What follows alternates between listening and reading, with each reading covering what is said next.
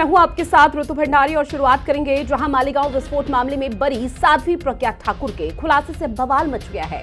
आपको बता दें कि साध्वी प्रज्ञा ठाकुर ने कहा है कि उन पर नरेंद्र मोदी, मोहन भागवत और योगी आदित्यनाथ जैसे और राम माधव का नाम लेने का दबाव बनाया जा रहा था, जिससे उन्हें भी विस्फोट मामले में आरोपी बनाया जा सके। साध्वी प्रज्ञा ठाकुर ने हरे रंग को आतंकवाद का रंग बताया। साध्वी प्रज्ञा के बयान पर कांग्रेस ने कहा है कि बीजेपी आला कमान की नजरों में नंबर बढ़ाने के लिए इस तरह की बयानबाजी की जा रही है। वहीं एआईएमआईएम ने हरे रंग को आतंकवाद से जोड़ने पर साध्वी प्रज्ञा ठाकुर पर बड़ा निशाना साधा। रिपोर्ट देखिए। मोदी योगी का नाम लेने को किया टॉर्चर, साध्वी प्रज्ञा के खुलासे पर सियासी गदर। साध्वी ने हरे रंग को आतंकवाद से जोड़ा, कांग्रेस सपा ने साध्वी पर जवाबी तीर छोड़ा। मुंबई एनआईए कोर्ट से मालेगांव विस्फोट मामले में बरी हुई साध्वी प्रज्ञा के खुलासे पर सियासत गर्मा गई है। साध्वी प्रज्ञा ने कहा है कि उन पर लगातार नरेंद्र मोदी, मोहन भागवत, योगी आदित्यनाथ और राम माधव सहित प्रमुख हिंदूवादी नेताओं का नाम लेने का दबाव बनाया जा रहा था, जिससे उन्हें भी विस्फोट मामले में आरोपी बनाया जा सके। लेकिन उन्होंने आरोप सहा मगर नाम नहीं लिया। साध्वी प्रज्ञा ने कहा कि ये कांग्रेस की एक साजिश थी। प्रज्ञा ठाकुर ने आरोप लगाया कि कई एटीएस अधिकारियों ने कानून के नाम पर गैर कानूनी काम किए और उन्हें झूठे केस में फंसाया। साथ ही साध्वी प्रज्ञा ने हरे रंग को आतंकवाद का रंग बताया। साध्वी प्रज्ञा के बयान पर कांग्रेस ने पलटवार करते हुए कहा है कि बीजेपी आलाकमान की नजरों में नंबर बढ़ाने के लिए ऐसे बयान दिए जा रहे हैं। वहीं समाजवादी पार्टी ने कहा है कि राजनीतिक ध्रुवीकरण के लिए साध्वी प्रज्ञा अनाप शनाप बयानबाजी कर रही हैं। वहीं हरे रंग को आतंकवाद से जोड़ने पर साध्वी पर निशाना साधते हुए एआईएमआईएम ने कहा है कि असल में आतंकवाद इनके दिल और दिमाग में भरा है। बड़े बड़े लोगों के नाम जबरदस्ती बोलने के लिए कहा उन्होंने, मैंने वो नाम नहीं बोले, उनके अनुसार मैंने काम नहीं किया, इसलिए उन्होंने मुझे प्रताड़ित किया। और उन नामों में विशेष तौर पर माननीय भागवत जी का नाम, राम माधव जी का नाम, हमारे माननीय मोदी जी का नाम, योगी जी का नाम, माननीय इंद्रेश जी का नाम और तमाम वो नेता जो बड़े बड़े नेता हैं उन लोगों के नाम लेने के लिए कहा कि उन्होंने कहा और हमने ऐसा किया, ये बोलो। मैंने उनकी बात को नहीं सुना और नहीं माना, इसलिए उन्होंने मुझे प्रताड़ित किया। सब झूठ बोलने की लाइन में लग गए ताकि अखबार में, मीडिया में इनका चर्चा हो जाए और बीजेपी के शीर्ष नेताओं को पता लग जाए सब झूठा है इनका। इस देश का तिरंगा जो है उसका भी कलर हरा है। उत्तर प्रदेश के मुख्यमंत्री जब झंडी दिखाते हैं उसका भी कलर हरा ही रहता है। लेकिन साध्वी जी चाहती हैं कि इस देश में, इस प्रदेश में कैसे विभाजन हो, लोग आपस में कैसे लड़ें, राजनीतिक ध्रुवीकरण कैसे हो, इसलिए आज रंगों की बात कर रही हैं। प्रज्ञा ठाकुर बता रही हैं कि हरा रंग आतंकवाद का रंग है। ये अज्ञानी लोगों की भाषा है। ईश्वर अल्लाह गॉड का सबसे पसंदीदा रंग अगर कोई है तो वो हरा है। और ईश्वर अल्लाह गॉड कभी भी आतंकवाद का पैरोकार नहीं हो सकता। इसीलिए ईश्वर ने, अल्लाह ने दुनिया के निर्माण में सबसे ज़्यादा अगर कोई रंग इस्तेमाल किया है तो वो हरा है। और ये लोग बता रहे हैं कि आतंकवाद का रंग हरा है। दरअसल आतंकवाद इनके दिमागों में और दिलों में भरा हुआ है। साध्वी प्रज्ञा के सनसनीखेज खुलासे के बाद देश के साथ ही यूपी का सियासी पारा चढ़ गया है। अब देखना होगा कि साध्वी के आरोपों की सच्चाई की जांच कराई जाती है या ये मामला केवल आरोप प्रत्यारोप तक सिमट कर रह जाता है। लखनऊ से लालचंद, राहुल श्रीवास्तव और विक्रम सिंह राठौर के साथ ब्यूरो रिपोर्ट, हिंदी खबर। और इसी पर चर्चा करेंगे। दो खास मेहमान हमारे साथ जुड़े हुए हैं। संदीप त्रिपाठी जो कि बीजेपी कांग्रेस पार्टी के नेता हैं, साथ ही हमारे साथ देवेंद्र त्यागी जी भी जुड़ गए हैं जो कि बीजेपी के नेता हैं। आप दोनों का बहुत स्वागत हिंदी खबर में। शुरुआत देवेंद्र त्यागी जी मैं आप ही के साथ करूंगी, क्योंकि साध्वी प्रज्ञा ठाकुर की तरफ से जो बयान दिया गया है जिसमें उन्होंने कहा है कि पीएम मोदी, इसके साथ ही योगी आदित्यनाथ, आरएसएस के प्रमुख मोहन भागवत और भी कई नाम लिए गए हैं जो कि उनको टॉर्चर किया जा रहा था इस पूरे मालेगांव ब्लास्ट के बाद जब यहां पर चीजें हुई थी। अब ऐसे भी सवाल आपसे ये रहेगा सर कि अब जाकर इस तरह के बयान क्यों दिए जा रहे हैं? पहले ये सब क्यों नहीं कहा गया? पहले तक चुप्पी क्यों साधी हुई थी?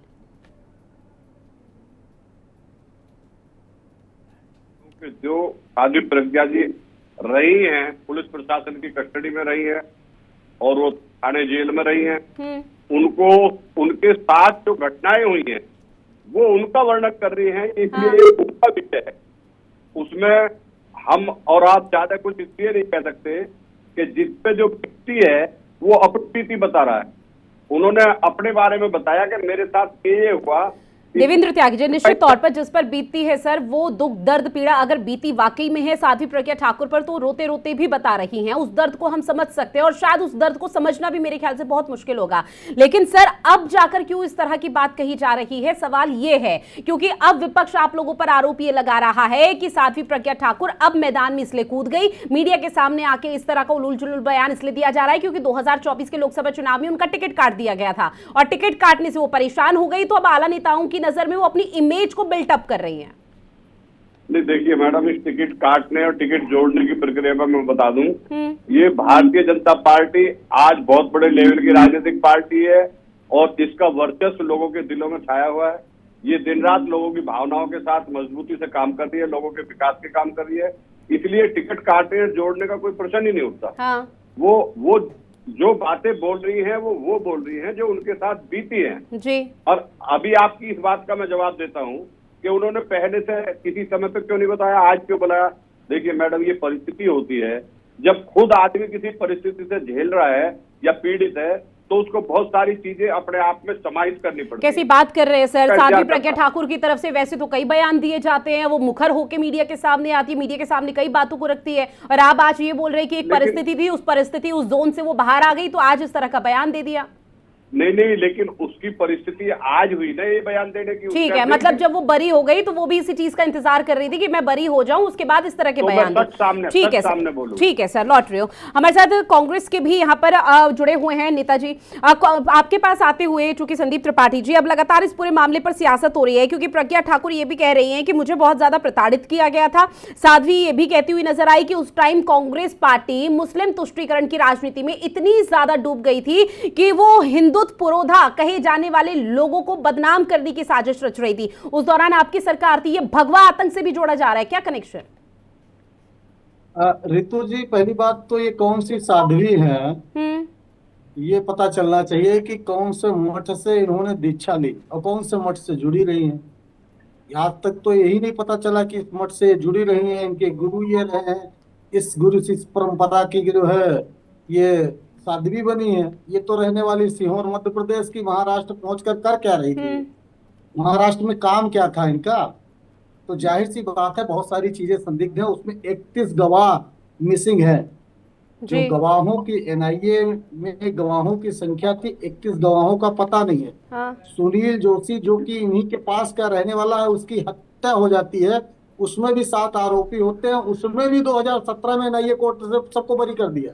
सुनील जोशी जो इनका साथी था उसकी हत्या होती है, उसमें भी 7 लोगों जो होते हैं वो बरी हो जाते हैं, 2017 में एनआईए कोर्ट बरी कर देता है। तो ये जो खेला चल रहा है, सच्चाई यह है कि आज कहीं ना कहीं भारतीय जनता पार्टी सदैव आतंक और आतंकवादियों का इस्तेमाल अपनी राजनीति के लिए करती रही है।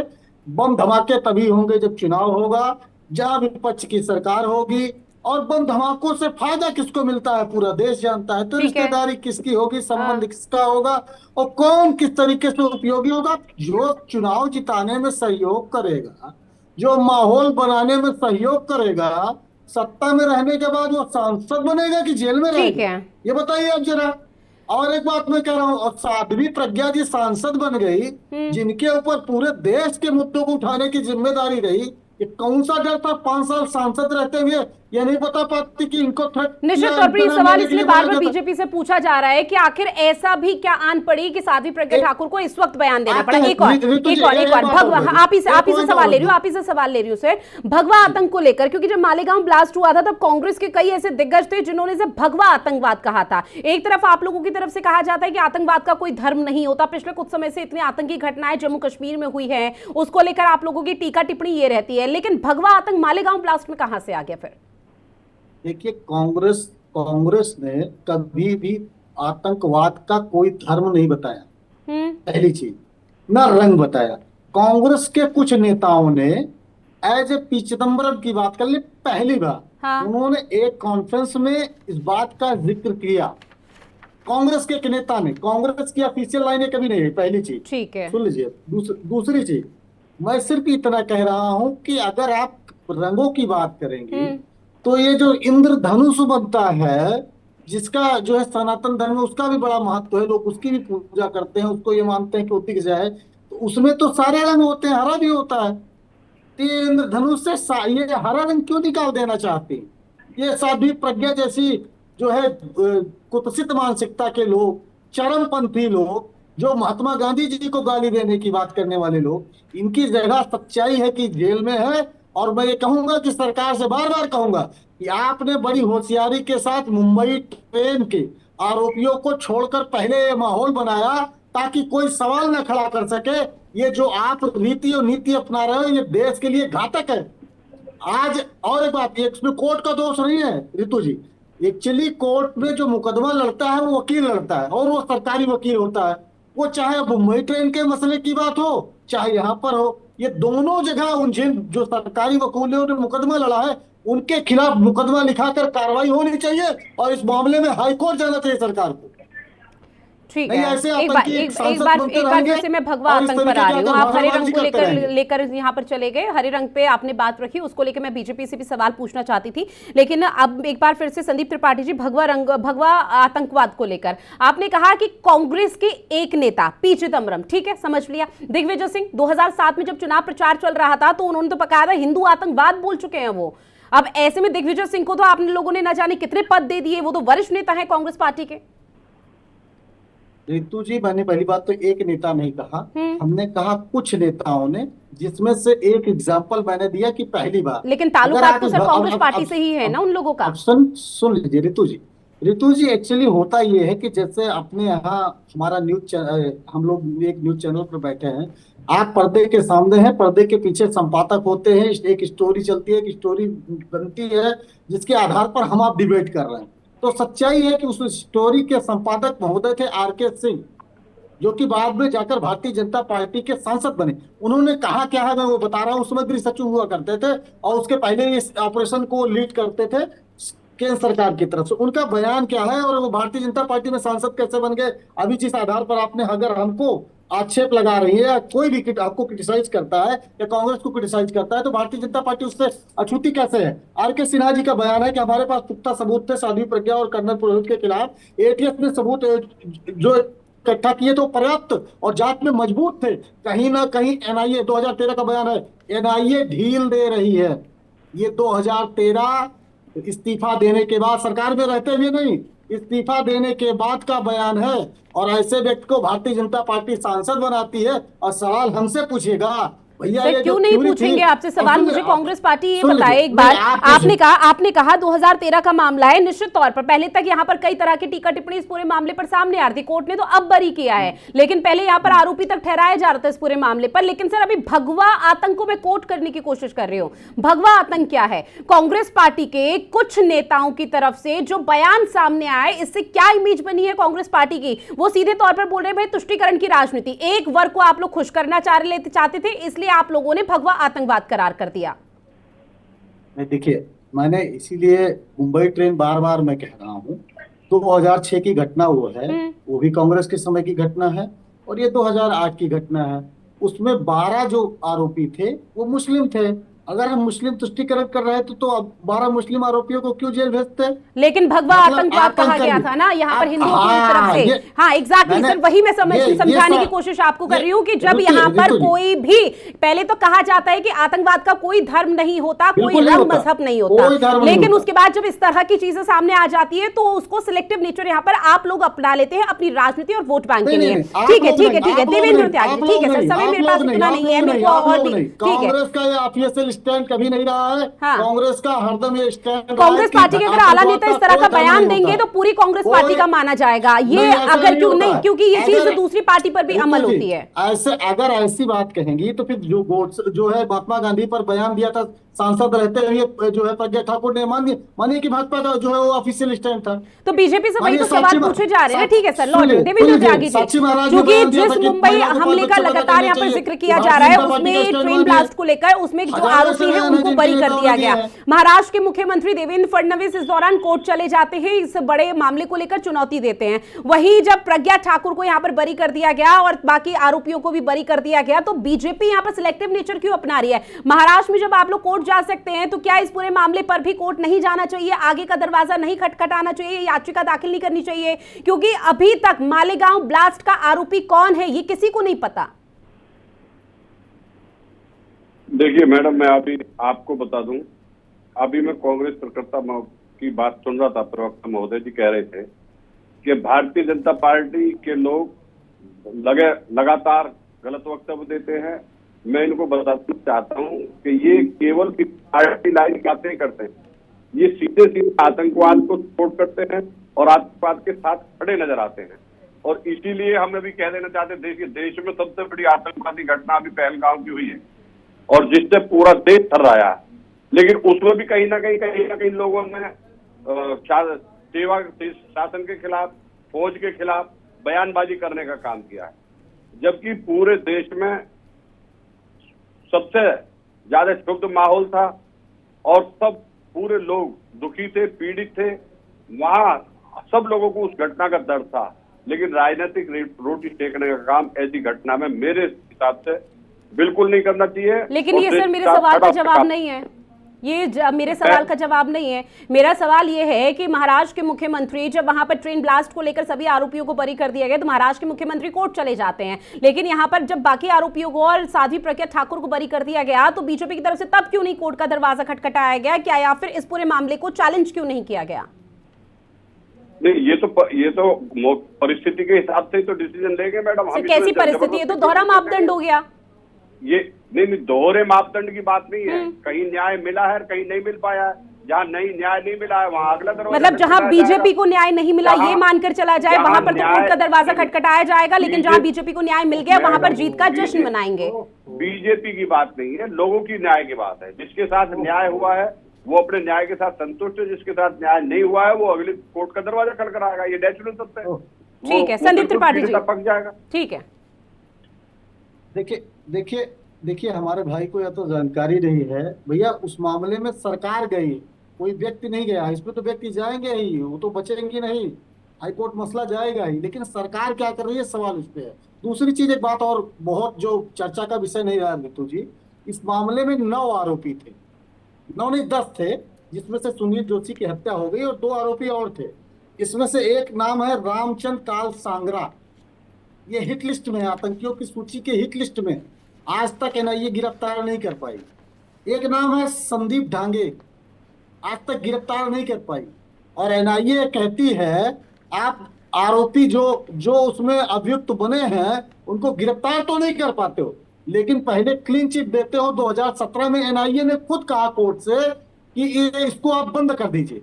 फिर जब विपक्षी पार्टियों ने विरोध किया तो फिर अभी जब जो है अप्रैल में ये इस बात की सुनवाई चल रही थी तो फांसी की डिमांड कर रहे थे। मतलब केस खा डाले, केस खत्म कर डाला, उसके बाद दिखाने के लिए जब विपक्ष ने विरोध किया, पहले आप ही कहते थे कि इसमें कुछ नहीं। आप जो है जब इनकी सरकार आई थी ना, ये का कहना यह था कि इसको विड्रॉ कर लिया जाए, तो विपक्ष ने सवाल खड़े किए, तो आपने दूसरा रास्ता अपनाया।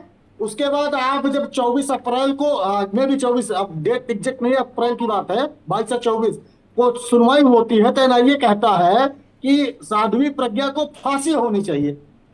तो या तो एनआईए सही है तो इसका मतलब वो मान रही थी, भले वो सबूत नहीं दे पाई। और कोर्ट ने भी ये कहा कि पर्याप्त सबूत ना देने की वजह से बरी किया जाता है, बाइज्जत बरी नहीं है।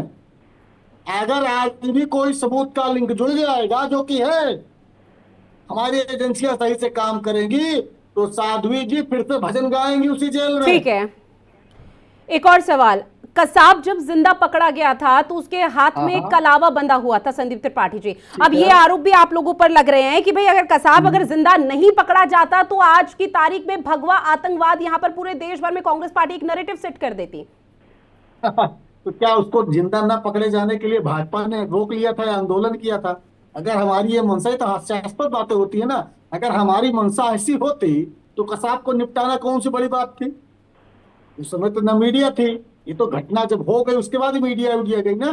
ना इतना मीडिया। आज जैसे मोबाइल का प्रचार है या मोबाइल सबके हाथ में, तब मोबाइल भी नहीं हुआ करता था कि कोई वीडियो बना लिया होगा। ये हास्यास्पद बातें हैं। भारतीय जनता पार्टी दोहरा मापदंड सदैव अपनाती है और ये नकारे निकम्मे लोग हैं। फिर मैंने बताया, अभी पहलगाम की बात कर रहे थे, पहलगाम से फायदा कौन ले रहा है? सेना की फोटो लगाकर 74 साल का बूढ़ा सैनिक बनकर वोट कौन मांग रहा है? आतंकवाद से फायदा आप लोगे तो कराओगे भी तो आप ही। जाहिर सी बात, हम क्यों कराएंगे? हमको सदैव आतंकवाद जो फैलता है, चाहे पक्ष में रहे विपक्ष में रहे, नुकसान हमारा होता है। और आतंकी अगर आपके रिश्तेदार नहीं होंगे तो क्यों घटनाएं करेंगे? जहां विपक्ष की सरकारें होंगी, जहां कांग्रेस ठीक की है, फिलहाल सरकारें तो होंगी। सभी राजनीतिक पार्टियों को इस तरह के मामलों से बचना चाहिए, क्योंकि ये ऐसे मामले हैं जो कि देश हित से जुड़े हुए हैं। ऐसे में देवेंद्र त्यागी जी, एक बार फिर आपके पास आते हुए, चूंकि आपने कहा कि साध्वी प्रज्ञा ठाकुर ने इस तरह का बयान कोई मीडिया के सामने तब इसलिए नहीं दिया क्योंकि परिस्थिति वैसी नहीं थी। अब मैं उसी परिस्थिति को समझूंगी जहां पर प्रधानमंत्री नरेंद्र मोदी, योगी आदित्यनाथ, आरएसएस के प्रमुख मोहन भागवत जैसे तमाम नेताओं के लिए उनको टॉर्चर किया जाता है कि भाई आप नाम लो मालेगांव ब्लास्ट में, हम उनको भी आरोपी बना देंगे। क्या ये बहुत छोटी बात है? क्या इसके लिए अच्छी परिस्थिति आ जाए, इस चीज का इंतजार करना चाहिए बीजेपी पार्टी को? नहीं, मैं अभी देखो इसी बात का जवाब देना चाहता हूं और मैं ये बता भी रहा हूं आपको कि अभी मैं कांग्रेस प्रवक्ता महोदय की बात सुन रहा था। वो ये कह रहे थे कि ये राजनीति की रोटी सेकने के लिए, चुनाव में फायदा लेने के लिए ऐसी घटनाएं कराई जाती हैं। अब मैं पूछ रहा हूं, जो पहलगांव घटना हुई है उसमें कौन सा चुनाव है? वहां कौन सा चुनावी फायदा है? वहां किसने चुनाव के लिए कराया? लेकिन अगर देश की सेना ने ये आगे बढ़ के देश का सम्मान बचाया है तो इसको नरेंद्र मोदी जी या प्रधानमंत्री जी क्यों नहीं कहेंगे कि देश की सेना के साथ देश का प्रधानमंत्री खड़ा है? आज देश के प्रधानमंत्री की जवाबदेही नहीं है क्या?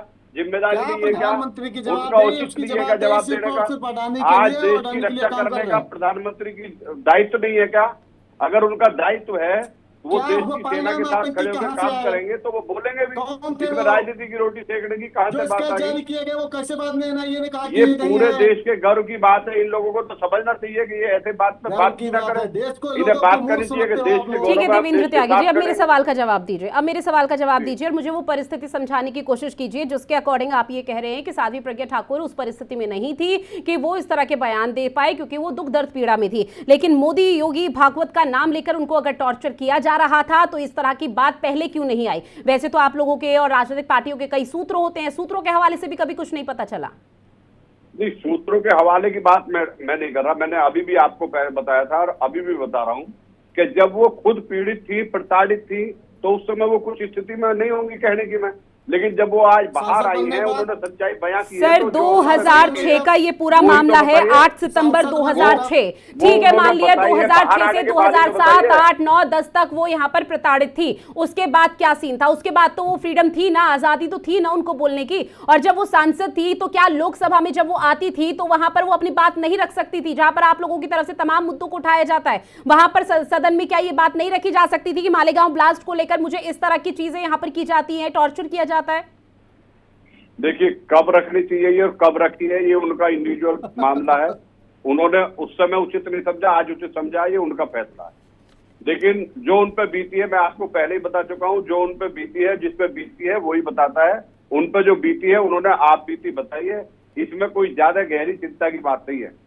इसमें ज्यादा गहरे अब संदीप त्रिपाठी जी, मैं आप ही के पास आ रही हूँ, चूंकि बीजेपी पूरा समर्थन कर रही है साध्वी प्रज्ञा ठाकुर को और यहाँ पर कोई पर्टिकुलर नहीं है जिसको यहाँ पर सपोर्ट किया जाए।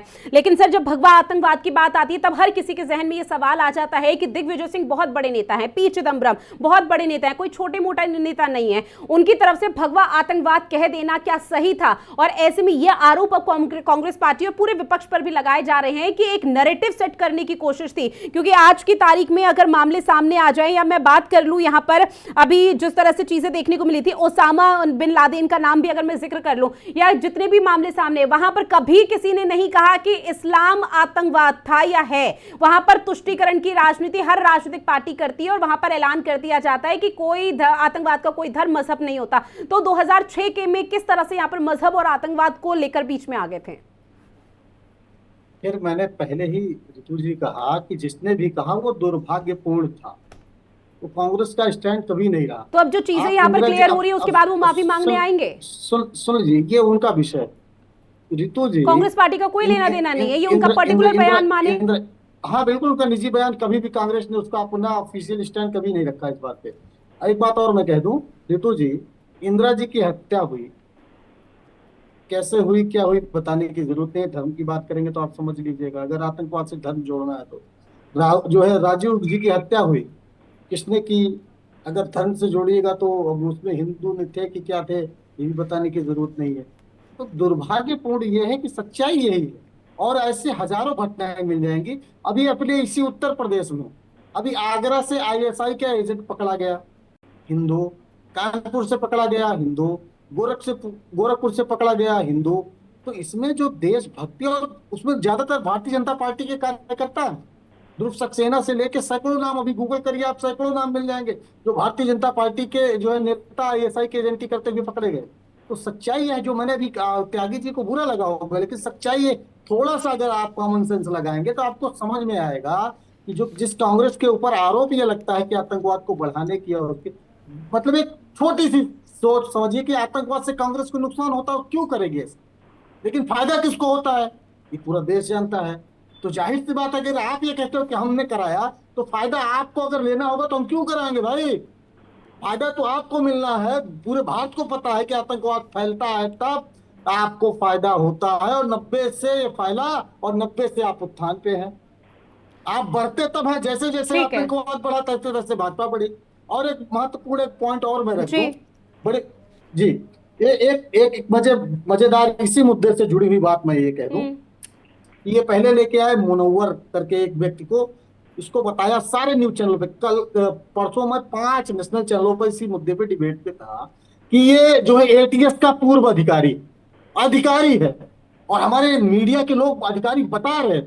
मतलब इतनी हास्यास्पद बात, एक सब इंस्पेक्टर व्यक्ति जो महाराष्ट्र पुलिस में सब इंस्पेक्टर रहा हो, उसको एटीएस का अधिकारी बना दिया जी। और उससे बयान दिलाया गया। जब ये बात हमने उसमें कोर्ट की कि उसने 2011 और 12 में एक हलफनामा दिया था जिसमें उसने ये आरोप लगाया था कि जो है उस समय की एटीएस बचा रही थी हिंदूवादी संगठनों को, और इस बात को लेकर उसने जो है हलफनामा दिया था एनआईए कोर्ट में 2011 में, जब कोर्ट जो है एनआईए ने इसको अपने हैंड ओवर किया और वो गवाह बनना चाहता था।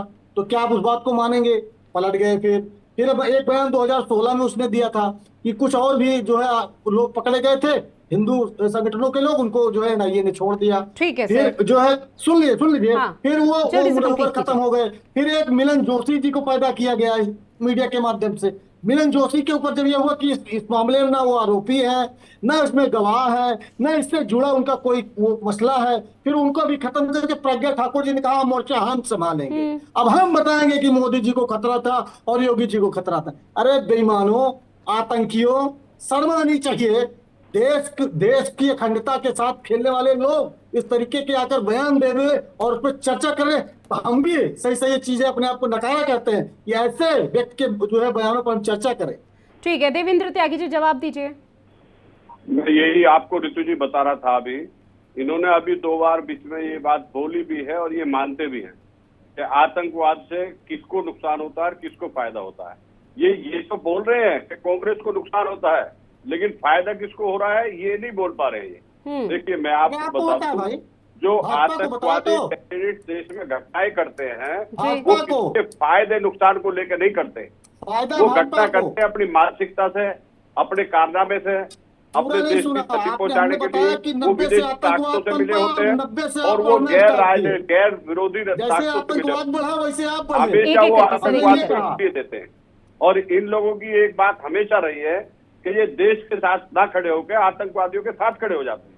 जब साध्वी प्रज्ञा जी अंदर गई थी तो इन्होंने शोर मचा के कहा था कि ये भगवा वाले लोग आतंक। मैं आपको बता देना चाहता हूँ कि देश की कमान आज देश के यशस्वी प्रधानमंत्री जी के हाथ में है, और उन्होंने देश का ही नहीं विश्व में भी देश का गौरव बढ़ाने का काम किया। बहुत बड़ा है। ठीक है देवेंद्र त्यागी जी, एक और सवाल मेरा आपसे, चूंकि देखिए अब भगवा आतंकवाद को लेकर हम लगातार सवाल पूछ रहे हैं। ऐसे में कांग्रेस के नेता संदीप त्रिपाठी जी के कहना वो उनका निजी बयान था, वो कांग्रेस पार्टी का उससे कोई लेना देना नहीं है। लेकिन सर यहाँ पर हरा रंग क्या आतंकवाद है फिर? क्योंकि एक तरफ हम ये भी डिफाइन कर रहे हैं कि भाई किसी भी तरह से कोई आतंकवाद का धर्म मजहब नहीं होता, वहीं दूसरी तरफ साध्वी प्रज्ञा ठाकुर ने हरे रंग को डिफाइन कर दिया कि वो आतंकवाद है। जबकि हरा रंग अब तक तो बचपन से यही सिखाया जाता है, वो हरियाली का, हरित प्रदेश का और इसके साथ ही शांति का यहाँ पर सबूत होता है। देखिए ऋतु जी, मैं इस पे बहुत ज्यादा टिप्पणी करने के मूड में नहीं हूं, लेकिन मैं आपको एक बिल्कुल सफाई देना चाहता हूं बना लीजिए कि आज समाजवादी पार्टी लाल रंग की टोपी पहने हुए है और हम भारतीय जनता पार्टी के लोग गेहुआ और लाल रंग का सबसे ज्यादा सम्मान करते हैं। हमने कहाँ अपमान की बात करी है? रंगों को लेकर मान अपमान की बात कभी नहीं करनी चाहिए। और हम ये मानते भी हैं कि वास्तव में हरा रंग पूजने के लायक होता है और हम हरे रंग को किसान के रूप में भी पूजते हैं। आज देश के जो किसान नेता हैं वो भी आपने देखा होगा, चाहे राकेश टिकैत हो चाहे कोई भी हो, सब हरे रंग का यूज करते हैं। लेकिन तो वो साध्वी प्रज्ञा ठाकुर क्या ये मानकर चला जाए कि बाकी लोगों का अपमान कर रही है वो हरे रंग को आतंकवाद से कोट करके? हाँ, वो उनका पर्सनल है, उन्होंने हरे रंग के लिए केवल और केवल। ठीक है सर, जब दोनों ही पार्टियों ने बोल दिया है कि पर्सनल टिप्पणी है, तो फिर चर्चा ही क्यों करनी है? कांग्रेस पार्टी का कहना है कि भाई हमारा आला नेताओं से जो बयान दिया गया था उससे लेना देना नहीं है, आपने उनके बयान को निजी बयान बता दिया। तो आप लोगों को नहीं लगता कि आप लोगों के आला नेताओं को अपनी पार्टी के तमाम दिग्गजों पर यहाँ पर लगाम लगानी चाहिए कि इस तरह के जो बयान है वो कम से कम मीडिया के सामने ना दिए जाए? रितु जी, हम तो पहले ही कह चुके हैं और हम भी कह रहे हैं कि मैं इस बात को लेकर बिल्कुल सहमत नहीं हूँ कि किसी रंग को लेकर आप भगवापने की बात करेंगे। रंग जो है तीनों पूजनीय हैं। हमारे के झंडे में केसरिया रंग भी होता है, सफेद रंग भी होता है और हरा रंग भी होता है। इसलिए हम सभी रंगों का सम्मान करते हैं और भारतीय जनता पार्टी सभी रंगों का सम्मान करते करते सभी धर्मों का सम्मान करती है। रंगों की राजनीति दूसरे लोग करते हैं, हमें इससे बचना चाहिए, हमें नहीं करनी चाहिए। ठीक है, संदीप त्रिपाठी जी बात रखिए अपनी। अभी हमारे साथी ने कहा कि सबका सम्मान करते हैं सब रंगों का। इनका जो पैतृक संगठन है अवैध पितामह है, अवैध पितामह आरएसएस, वहां पर तिरंगा झंडा वो लगाते ही नहीं थे। कांग्रेस के सेवा दल के एक कार्यकर्ता ने जबरदस्ती झंडा फहरा दिया।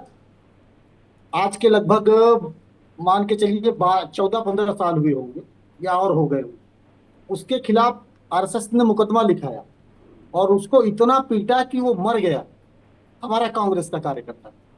एक बात और मैं कह दूं, ये बात मैं क्यों कह रहा हूँ, बहुत महत्वपूर्ण बात ये है कि ये जो अभी कह रहे हैं ना कि तीनों रंग को मानते हैं, अभी जो है मोहन भागवत जी ने एक बयान दिया था, मजदूरों का कार्यक्रम था, तो उन्होंने बताया कि किस तरीके से जब मजदूरों का संगठन उनके यहाँ बना तो उनको संगठन चलाने का अनुभव नहीं था, तो एक मार्क्सवादी जो कि वामपंथी, सबसे मजबूत अगर लेबर का संगठन है तो वामपंथियों का, तो उनका एक नेता आया और उनसे कहा कि ये इस तरीके से नहीं चल पाएगा। उसका घर जो है वो आवास जो है उनको उन्होंने जो बताया वो रहने आया था और देखा तो उनसे परिचय हुआ, तो उन्होंने कहा कि हमने उस समय अपनी विचारधारा को दबा दिया क्योंकि हमें कुछ सीखना था और कुछ करना था। हमने कहा कि हम पहले संगठन बना लेते हैं फिर अपनी विचारधारा थोपेंगे। तो ये जो 3 कलर की बात करने वाले आप तिगड्डी लोग हैं जो तिरंगा को नहीं मानते थे, संविधान को नहीं मानते थे, आज सबको अपना अब्बा बता रहे हैं,